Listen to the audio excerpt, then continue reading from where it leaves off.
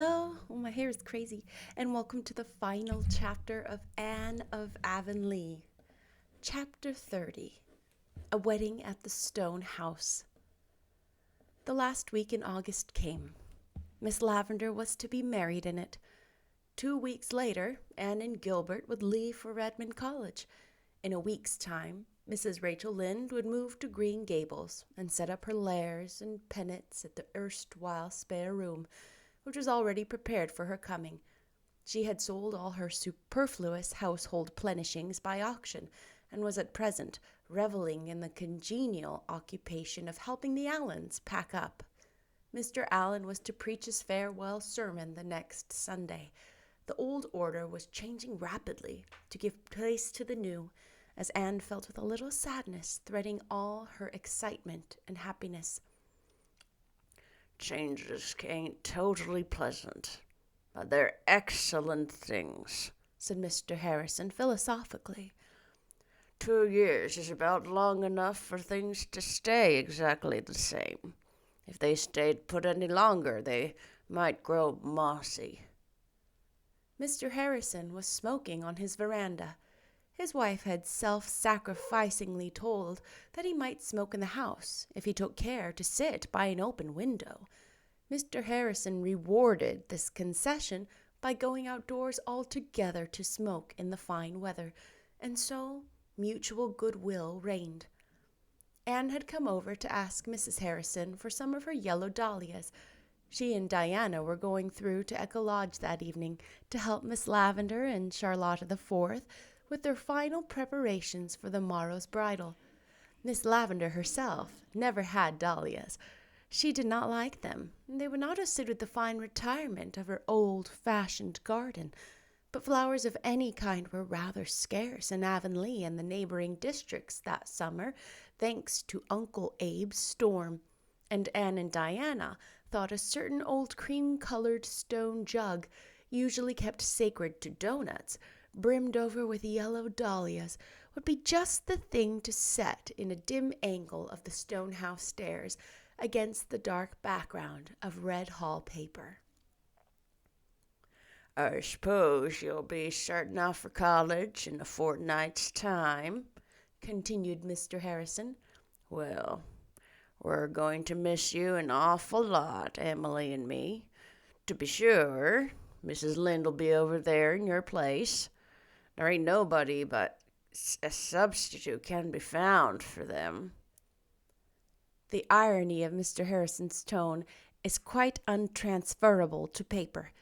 In spite of his wife's intimacy with Mrs. Lynde, the best that could be said of the relationship between her and Mr. Harrison, even under the new regime, was that they preserved an armed neutrality. "Yes, I'm going," said Anne. "I'm very glad with my head and very sorry with my heart." I suppose you'll be scooping up all the honors that are lying round loose at Redmond. "I may try for one or two of them," confessed Anne, "but I don't care so much for things like that as I did 2 years ago. What I want to get out of my college course is some knowledge of the best way of living life and doing the most and best with it. I want to learn to understand and help other people and myself." Mr. Harrison nodded. That's the idea exactly. That's what college ought to be for, instead of turning out a lot of B.A.s, so chock full of book learning and vanity that there ain't room for anything else. You're all right. College won't be able to do you much harm, I reckon. Diana and Anne drove over to Echo Lodge after tea, taking with them all the flowery spoil that several predatory expeditions in their own and their neighbors' gardens had yielded. They found the stone house agog with excitement. Charlotta the Fourth was flying around with such vim and briskness that her blue bow seemed really to possess the power of being everywhere at once. Like the helmet of Navarre, Charlotte's blue bows waved ever in the thickest of the fray. Praise be to goodness you've come, she said devoutly, for there are heaps of things to do, and the frosting on that cake won't harden, and there's all the silver to be rubbed up yet, and the horsehair trunk to be packed, and the roosters for the chicken salad are running out there berant in the housing. They're crowing, Miss Shirley, ma'am, and Miss Lavender ain't to be trusted to do a thing. I was so thankful when Mr. Irving came a few minutes ago and took her off for a walk in the woods.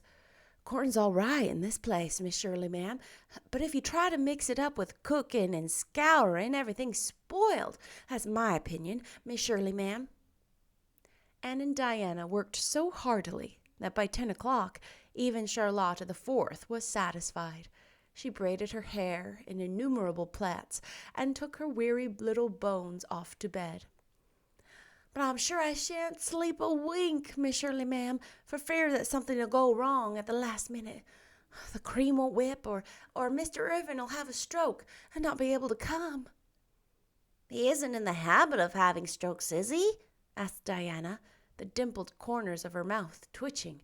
To Diana, Charlotta the Fourth was, if not exactly a thing of beauty, certainly a joy forever. They're not things that go by habit, said Charlotta the Fourth with dignity. They just happen, and there you are. No, anybody can have a stroke. You don't have to learn how. Mr. Irving looks a lot like an uncle of mine that had one once just as he was sitting down to dinner one day.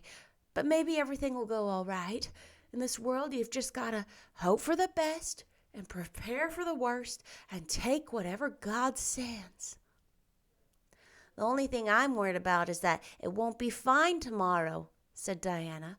Uncle Abe predicted rain for the middle of the week, and ever since that big storm, I can't help believing there's a good deal in what Uncle Abe says. Anne, who knew better than Diana just how much Uncle Abe had to do with the storm, was not much disturbed by this. She slept the sleep of the just and weary, and was roused at an unearthly hour by Charlotta the Fourth. Oh, Miss Shirley, ma'am, it's awful to call you so early, she came wailing through the keyhole. But there's so much to do yet, and oh, Miss Shirley, ma'am, I'm scared it's gonna rain, and I wish you'd get up and tell me you think it ain't. Anne flew to the window. I wish you'd get up and tell me. Oh, pardon me. Anne flew to the window, hoping against hope that Charlotta the Fourth was saying this merely by way of rousing her effectually. But alas, the morning did look unpropitious. Below the window, Miss Lavender's garden, which should have been a glory of pale virgin sunshine, lay dim and windless, and the sky over the firs was dark with moody clouds. Isn't it too mean? Said Diana. We must hope for the best, said Anne determinedly. If it only doesn't actually rain, a cool, pearly gray day like this would really be nicer than hot sunshine. But it will rain, mourned Charlotta, creeping into the room, a figure of fun with her many braids wound about her head, the ends tied up with the white thread, sticking out in all directions. It'll hold off to the last minute, and then poor cats and dogs and all the folks will get sopping and track mud all over the house, and they won't be able to be married under the honeysuckle. And it's awful unlucky for no sun to shine on a bride. Say what you will, Miss Shirley. I knew things were going to do well to last, Miss Shirley, ma'am. Charlotta the Fourth seemed certainly to have borrowed a leaf out of Miss Eliza Andrews' book. It did not rain, though it kept on looking as if it meant to. By noon the rooms were decorated, the table beautifully laid, and upstairs was waiting a bride adorned for her husband. You do look sweet, said Anne rapturously. Lovely, echoed Diana. Everything's ready, Miss Shirley, ma'am, and nothing dreadful has happened yet, was Charlotta's cheerful statement as she betook herself to her little back room to dress. Out came all the braids. The resultant rampant wrinkliness was plaited into 2 tails and end, not with 2 bows alone, but with 4, of brand-new ribbon, brightly blue. The two upper bows rather gave the impression of overgrown wings sprouting from Charlotta's neck, somewhat after the fashion of Raphael's cherubs. But Charlotta the Fourth thought them very beautiful, and after she had rustled into a white dress, so stiffly starched that it could stand alone, she surveyed herself in her glass with great satisfaction, a satisfaction which lasted until she went out into the hall and caught a glimpse through the spare room door of a tall girl in some softly clinging gown, pinning white, star-like flowers on the smooth ripples of her ruddy hair. "Oh, I'll never be able to look like Miss Shirley," thought poor Charlotta despairingly. "You just have to be born so, I guess. Don't seem as if any amount of practice could give you that air." By 1 o'clock, the guests had come, including Mr. and Mrs. Allen, for Mr. Allen was to perform the ceremony in the absence of the Grafton minister on his vacation. There was no formality about the marriage.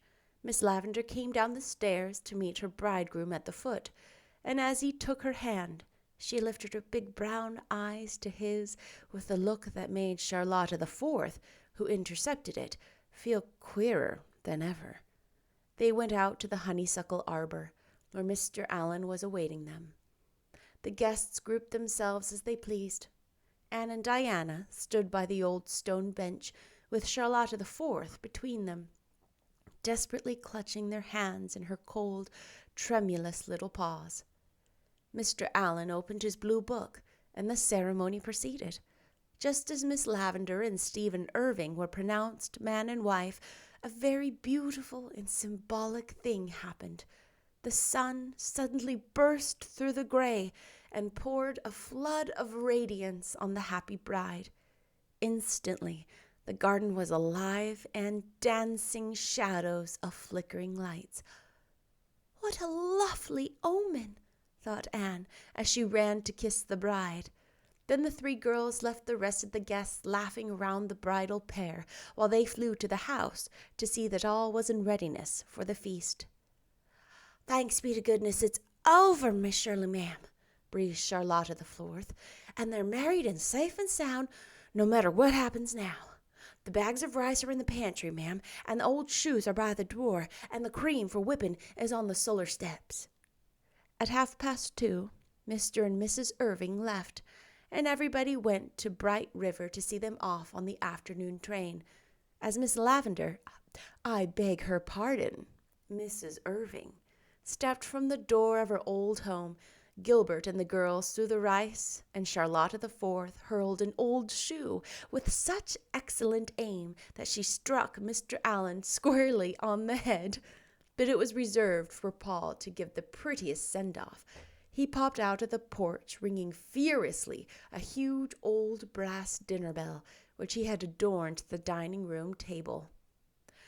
Paul's only motive was to make a joyful noise, but as the clangor died away, from point and curve and hill across the river came the chime of fairy wedding bells, ringing clearly, sweetly, faintly, and more faint, as if Miss Lavendar's beloved echoes were bidding her greeting and farewell.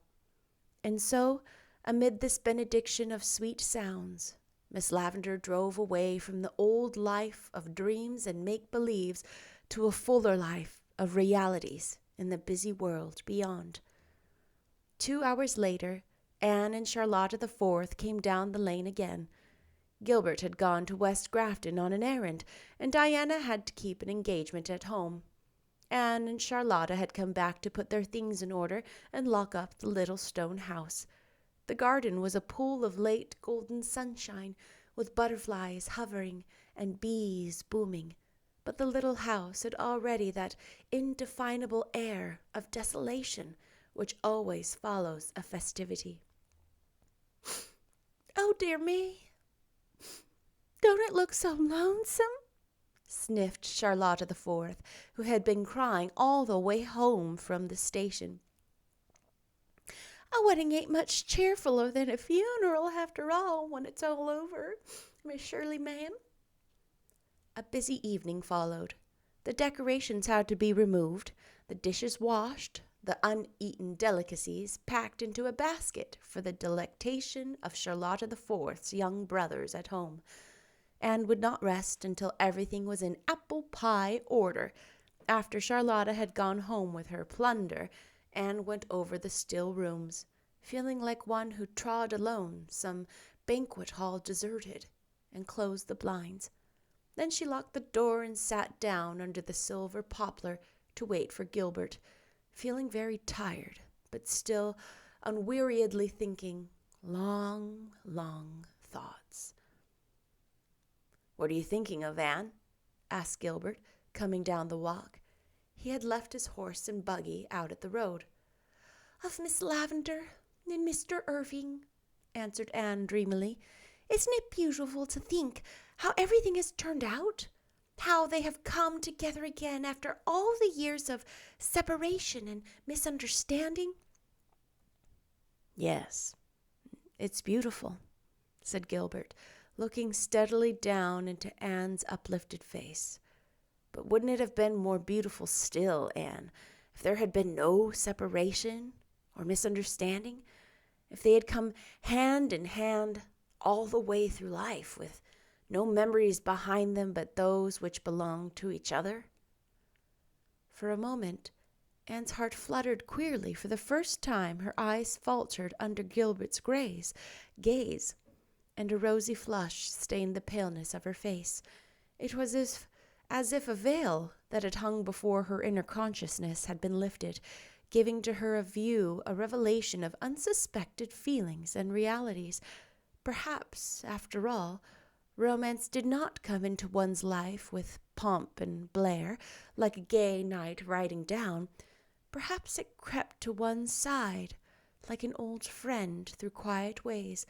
Perhaps it revealed itself in seeming prose until some sudden shaft of illumination flung athwart its pages betrayed the rhythm and the music.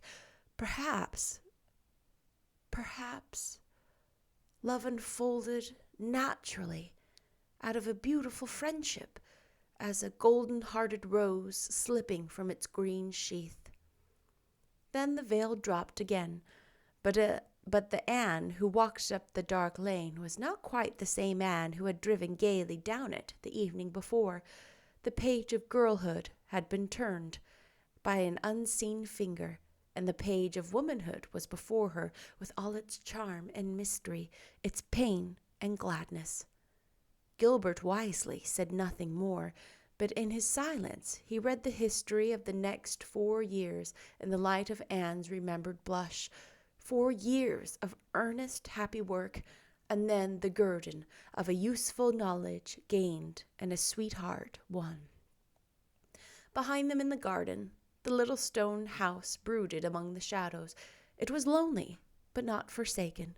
It had not yet done with dreams and laughter and the joy of life. There were to be future summers for the little stone house. Meanwhile, it could wait, and over the river in purple durance the echoes bided their time. That's the end of Anne of Avonlea. Oh, what a I just want to see if there's anything written at the very end about it. What a beautiful, beautiful book. What do we think of Anne of Avonlea? What do we think of Anne? What do we think of how Anne's starting to realize, or if she's changing, maybe it's changing, how she feels about Gilbert? And Gilbert's been in love with Anne like his whole life. What's going to happen? I think I will probably end up reading the next book in the series, the Anne of Green Gables series, but I want to read Great Gatsby first. So there might be a little bit of a break. We'll see. I need to get into the zone with those voices of Great Gatsby. I hope you enjoyed Anne of Avonlea. If you do enjoy these books, please share them with your friends. I know I've exhausted the people that I personally know, and they're like, yeah, we know you do this. And those that like it, and those that aren't interested are still uninterested, which is totally fine. But if you can share with people you know, if it's something you enjoy, I would so appreciate it. Bye.